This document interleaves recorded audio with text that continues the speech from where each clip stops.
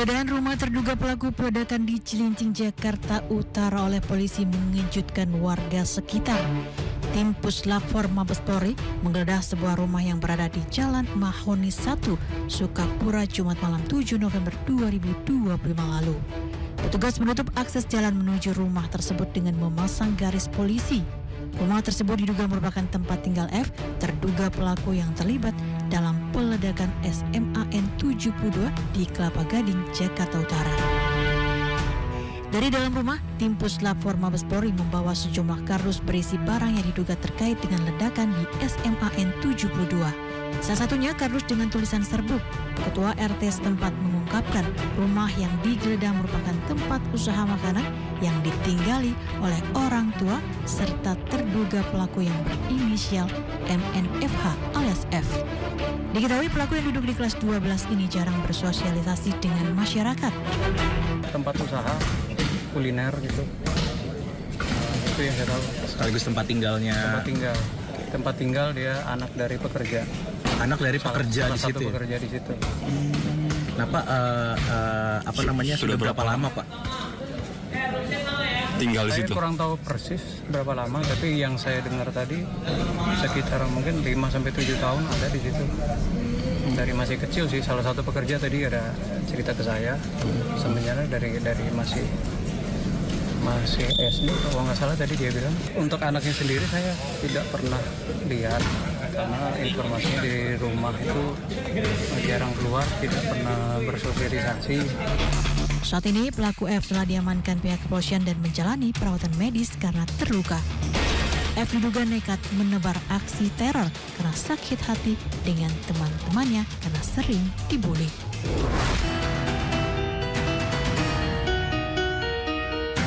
Sementara Komisi Perlindungan Anak Indonesia atau KPAI pun menyoroti adanya dugaan perundungan. KPAI menilai anak korban perundungan memungkinkan dapat melakukan hal di luar dugaan. Meski demikian, KPAI belum memastikan apakah benar pelaku peledakan merupakan korban perundungan karena harus dilakukan investigasi mendalam. Anak korban bully itu kan mengalami dampak psikologis ya. Dia mau melawan kepada yang melakukan bully, tapi mungkin dia dalam kondisi yang nggak mampu, dalam artian mungkin yang bully banyak, dia sendiri. Sehingga mungkin dia merencanakan melakukan sesuatu untuk membalas dalam tanda petik gitu ya. Karena dia merasa jengkel dengan situasi bully yang sering dia terima dengan cara seperti ini, itu sangat mungkin. Tetapi ini dugaan kemungkinan ya, maksudnya itu kepastiannya tentu butuh adanya misalnya kayak saya harus ke sekolah dulu memastikan kepada teman-teman sekelasnya atau guru-gurunya apakah betul termasuk gitu kan, bagaimana perilaku sebenarnya ketika disebut. KPAI juga menyoroti peristiwa ledakan yang mirip dengan tindakan teror dan mengimbau orang tua mengawasi ekstra aktivitas anak baik kehidupan nyata maupun media sosial untuk terhindar dari paham radikalisme dan terorisme. Tugas kami di LPSK kan baru melakukan pendalaman aja kaitan dengan kebutuhan korban aja sih, jadi nggak sejauh kaitannya dengan yang lain gitu. Tapi per hari ini seperti apa komitmen dari LPSK sendiri Pak untuk pendampingan, karena tadi ada 29 yang dirawat Pak? Ya, sesuai dengan tugas dan fungsi kami akan berikan perlindungan itu aja. Kebutuhan korban pasti akan kami penuhi itu aja. Sementara psikolog klinis forensik Cassandra Putranto menilai ledakan di SMAN 72 Jakarta diduga mirip dengan sejumlah kasus korban perundungan di luar negeri. Orang tua, guru, dan pendidik harus peka terhadap perubahan perilaku seseorang di sekolah. Pada beberapa kasus, terutama di luar negeri, itu bisa saja terjadi perundungan menimbulkan adanya kondisi-kondisi psikologis tertentu yang menimbulkan dendam sehingga akhirnya memicu untuk perilaku kekerasan. Tetapi tentu saja, sebagaimana kita sudah dengarkan dari tadi, kita tentu harus menunggu sampai hasil penyelidikan selesai, begitu ya, terutama untuk mengetahui sumber ledakan, lalu kemudian juga adanya indikasi-indikasi perilaku yang mendahului di orang-orang yang diduga sebagai pelaku ini, lalu kemudian adanya senjata mainan tersebut, motifnya apa, lalu bagaimana psikodinamika kekerasan itu muncul dari yang diduga adanya perundungan sampai akhirnya bisa menjadi sebuah perilaku yang seperti ini. Baik, Mbak Cassandra, artinya akibat perundungan ini bisa berkembang kepada kemarahan ekstrim yang luar biasa dan menyebabkan adanya keinginan untuk melukai diri sendiri dan juga orang lain, begitu? Betul, karena dendam. Tetapi kan kembali lagi bahwa ini ada banyak di luar negeri. Nah, di Indonesia ini belum pernah saya rasa pada skala yang seperti ini. Karena sekali lagi tentu saja harus menunggu hasil penyelidikan untuk bisa mengetahui bagaimana psikodinamika kekerasan itu terjadi pada tersangka pelaku kita ini. Okay. Apakah juga ada orang lain yang membantu? Apakah kembali lagi penyebab dari ledakan tersebut apalagi bisa melukai sampai 54 orang? Tentu kita juga harus mengetahui bahan-bahan peledak yang digunakan. Sebetulnya siapa yang paling bisa mendeteksi tanda-tanda bahwa seseorang itu bisa memiliki tekanan karena dibullying? Apakah teman sebaya, guru BK, atau justru orang tua? Semua pihak tentu bertanggung jawab untuk bisa melakukan deteksi tersebut, baik teman-teman, guru-guru, orang tua, atau siapapun, mungkin penjaga sekolah sekalipun. Ketika kita sudah mengetahui adanya perubahan perilaku pada seseorang, ketika seseorang bisa berpotensi untuk ditempatkan menjadi korban, lalu kemudian ada orang lain yang bisa melakukan hal tersebut, tentu harus cepat dideteksi dan segera ada tindakan. Insiden ledakan di SMA Negeri 72 Jakarta Utara menjadi peringatan keras pemerintah dan dinas terkait, khususnya dunia pendidikan, agar memperhatikan perilaku para siswa dengan pembinaan karakter atau konseling secara berkala demi terhindar dari perilaku kekerasan atau paham radikalisme. Inilah SMA Negeri 72 Jakarta yang mana pada 7 November lalu terjadi insiden ledakan di musola sekolah ini. Untuk saat ini awak media masih menunggu di gerbang bagian depan untuk menanti keterangan dari pihak sekolah. Tadi juga sudah datang dari psikologi kepolisian, lalu juga dari PPA dan juga Himpunan Psikologi Indonesia atau HIMSI. Sementara untuk saat ini tidak ada kegiatan belajar mengajar karena pasca insiden para siswa belajar secara daring dan juga mendapat pendampingan trauma psikologis.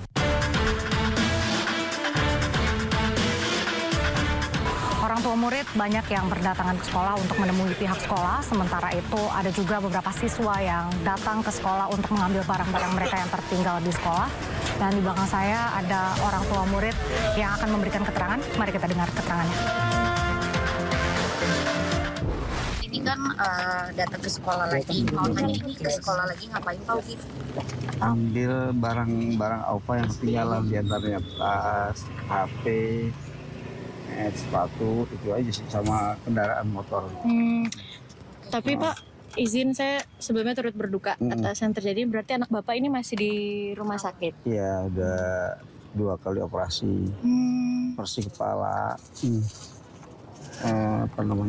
gendang telinga, sama ini, sama tangan lengan.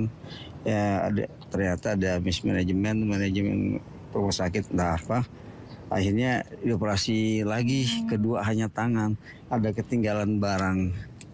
Paku dia besar, paku besar sih ini panjangnya. Itu aja. Setelah itu ya ada kekurangan manajemen juga. Ternyata ambil dari kamar itu sampai 3 jam menunggu belum masuk ruang operasi. Saya juga komplain. Komplain ini kesalahannya di manajemen atau di dokter. Saya banyak teman dokter, saya konfirmasi dengan teman-teman dokter, itu urusan manajemen. Dari manajemen saya komplain juga, ternyata itu urusan dokter. Dia bilang, keterangan dari manajemen, Pak, kalau udah masuk ke dalam itu kan dokter yang ngurus, yang melayani. Kalau barangkali ada hal-hal yang perubahan dari jadwal sebelumnya kan gitu. Kalau itu kan sifatnya insiden. Saya bilang begitu. Kenapa anak dari kamar kok ya? Jadi iya sampai seperti ada keterangannya. Berarti Bapak menilai penanganannya juga cukup lambat ya Pak? Maksudnya? Untuk anak saya nggak tahu yang lain ya. Untuk anak saya di Multajam 2 nomor 6. Di RS? Bukan di RC? Atau di RS? RSRC atau? Bukan, Islam. Katanya terus ada operasi ketiga katanya, operasi kepala itu.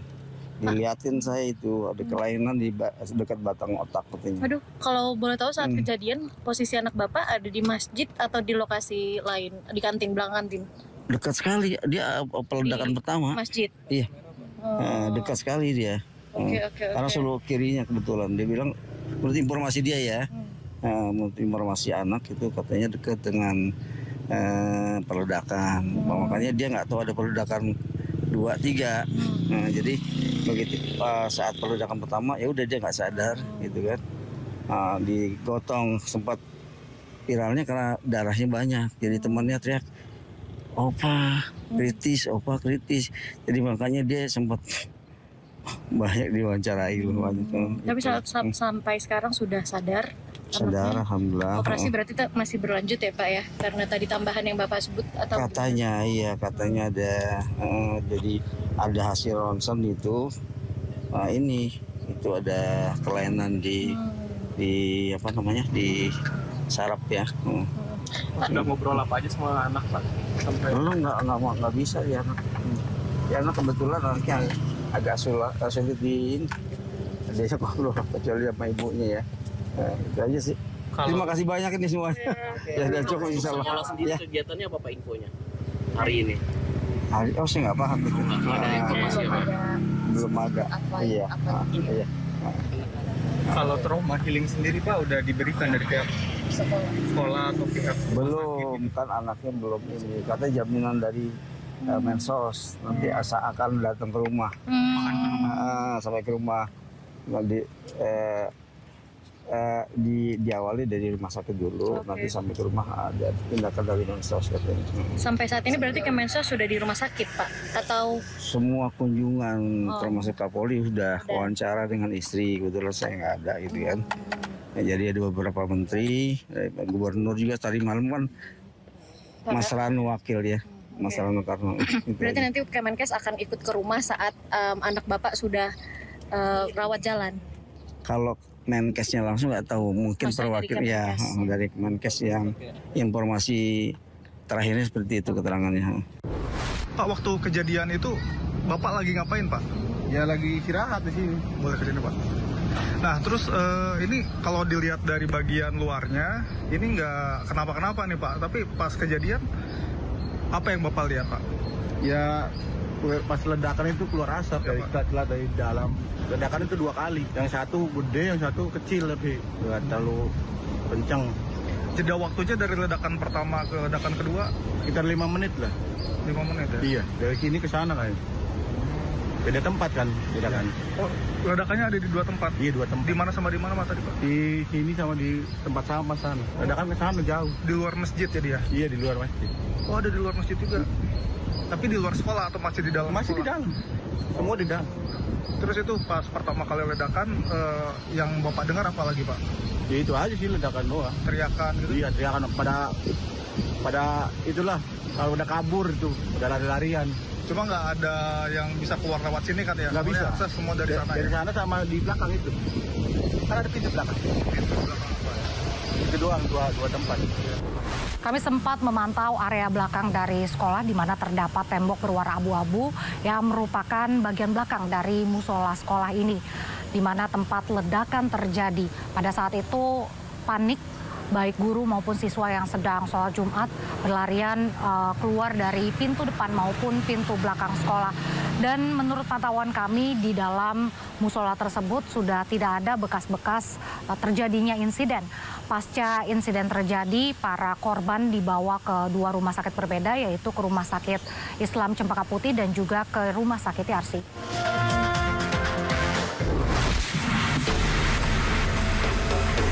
Sementara itu, Menteri Sosial Saifullah Yusuf atau Gus Ipul juga turut menjenguk korban ledakan SMAN 72 Jakarta yang dirawat di Rumah Sakit Yarsi Cempaka Putih. Saat tiba di rumah sakit, Gus Ipul juga langsung menuju ruang perawatan pasien untuk melihat kondisi para korban. Ia juga sempat berdialog dengan para korban. Gus Ipul memastikan seluruh korban akan mendapat dukungan psikososial agar bisa kembali stabil secara emosional. Yang berikutnya juga yang perlu kami sampaikan, tentu pemerintah ya akan memberikan dukungan pembiayaan sepenuhnya. Nanti mungkin berkolaborasi dengan Gubernur Jakarta, Pak Pramono Anung. Kita akan berbagi tugas dan setelah itu juga Kementerian Sosial memberikan dukungan-dukungan yang diperlukan setelah nanti dari rumah sakit ini. Mulai dari rehabilitasinya, masa-masa pemulihannya, sampai nanti mungkin jika diperlukan dengan program-program pemberdayaan. Jadi saya ingin menyampaikan bahwa kolaborasi sangat baik sekali. KPAI juga memberikan pendampingan setiap hari di sini untuk mengawal proses-proses penanganan medis dan tentu nanti akan sampai kepada tahap-tahap selanjutnya. Sementara Kabid Humas Polda Metro Jaya Kombes Pol Budi Hermanto menjelaskan pihaknya masih mendalami motif terduga pelaku ledakan SMAN 72 yang disebut-sebut merupakan korban perundungan. Ini juga masih dilakukan pendalaman terhadap motif apakah yang bersangkutan korban bullying. Ini juga masih kita dalami, termasuk ada beberapa hambatan terkait dalam pemeriksaan ataupun meminta keterangan para saksi. Karena saksi-saksi yang ada juga adalah menjadi korban dan butuh pemulihan dalam penanganan medis. Saya berada di Rumah Sakit Islam Jakarta Cempaka Putih, di mana pasca insiden ledakan di SMA Negeri 72 Jakarta, dari total 99 korban yang terdampak, 43 diantaranya dibawa ke rumah sakit ini. Per 10 November 2025 masih ada 13 pasien yang dirawat di sini, 11 diantaranya menjalani rawat inap biasa, lalu 1 di high care unit dan 1 lagi di intensive care unit. Dari 13 pasien yang masih dirawat, salah satunya adalah terduga pelaku.